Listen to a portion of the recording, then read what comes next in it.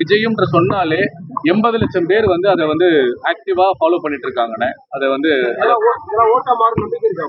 நம்பிக்கை இருக்குண்ணே, நிறைய நம்பிக்கை இருக்கு, பெரிய நம்பிக்கை இருக்குண்ணே. ஏன்னா இப்போ வந்து கரண்டா வந்து அவ்வளவு பிரச்சனைகள் வந்து மக்களுக்கும் சரி எல்லாருக்குமே சரி நிறைய பிரச்சனைகள் இருக்குண்ணே இந்த கரண்ட்ல இருக்க ஆட்சியில. அதனால எல்லாருமே ஒரு மாற்றத்தை எதிர்பார்த்து, ஒரு எடுத்துக்காட்டுக்கு சொன்னா மின்சாரம் நம்ம வந்து 4 வருஷத்துக்கு முன்னாடி கட்டின மின்சாரத்தை விட 36 மடங்கு உயர்ந்திருக்கு. நான் ஒரு சாதாரணமா என்னுடைய வீட்டுக்கு வந்து 500 ரூபா கட்டினேன்னா இன்னைக்கு வந்து 3000 ரூபாய் கட்டுறேன். நான் 2000 ரூபாய் 3000 ரூபாய் நான் கட்டிட்டு இருக்கேன். விவசாயிகளும் பாதிக்கப்பட்டிருக்காங்க. எல்லாருக்குமே ஒரு மாற்றம் வேணும்னு நினைக்கிறவங்க எல்லாருமே எங்க பக்கம் இருக்காங்க.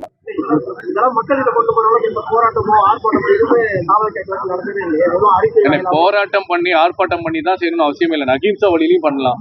போராட்டம் தான் பண்ணணும்னா அதுக்கும் தலைவர் வந்து முடிவெடுப்பாருண்ணே.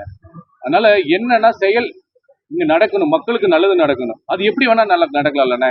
கண்டிப்பா அவர் இப்போ நீங்க அமெரிக்காலாம் பாத்தீங்கன்னா, அமெரிக்கா பெரிய நாடுகள்லாம் பாத்தீங்கன்னா பெரிய பெரிய அதிபர்கள் வாக்குறுதிகள் கொடுத்துட்டு வீட்டுல இருந்து கேம்பெயின் பண்ணுவாங்க, பெரிய பெரிய மீட்டிங் தான் பண்ணுவாங்க, மக்களுக்கு அது புரிய வைப்பாங்க. இப்ப தலைவர் வந்ததுக்கு அப்புறம் இத்தனை நாளா இத்தனை வருஷமா 75 வருஷம் அரசியல் காலத்துல இப்படி ஒரு தலைவர் வேணும்னு நினைச்ச மக்களுக்கு இடையில எல்லாருமே சந்தோஷமா இருக்காங்க. மாற்றம் வேணும்னு நினைக்கிறவங்க எல்லாருமே தலைவர் விஜய் அவர்களுக்கு ஓட்டு போடுவாங்க, நம்பிக்கை இருக்கு. நான் என்ன சொல்றேன்னா உங்களுக்கு தெரியாது ஒண்ணுமே இல்லைண்ணே. நெருங்க இப்போ ஒரு வெற்றியை தீர்மானிக்கிற இடத்துல தமிழக வெற்றி கழக தலைவர் விஜய் என்ன வந்துட்டாரு. தமிழக அரசியல்ல வெற்றியை தீர்மானிக்கிற இடத்துல வந்துட்டாரு. அப்போ இன்னும் நாங்க ஒவ்வொரு விஷயத்தையும் செயல்படும் போது சிங்கிளாவே நாங்க ஜெயிக்கிறதுக்கான எல்லா ஒரு திட்டங்களும் மக்களை போய் நாங்க சந்திக்கும் போது இன்னும் உங்களுக்கு நிறைய பதில் வருவாங்க. எல்லாமே இருக்குண்ணே. அதை நம்ம இப்ப வெளிப்படையா பேச முடியாதுண்ணே. எனக்கு தெரியாது, பர்சனலா உண்மையா எனக்கு கேட்டா தெரியாது. நிர்வாகிகள் அதை பேசி அவங்க கரெக்டா உங்களை கூப்பிட்டு தகவல் கொடுப்பாங்கண்ணே. எல்லாத்துக்குமே ஒரு திட்டமிடல் இருக்கு, ஒரு பிளானிங் பண்ணி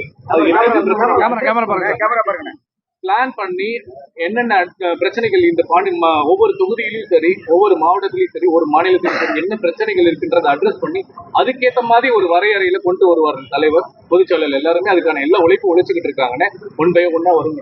தமிழக என்ன சொல்றாங்கன்னா திமுக கூட்டணி தலைவர் நிர்வாகிட்ட கேட்கணும்னு நான் சாதாரண தொண்டல் தளபதி தம்பி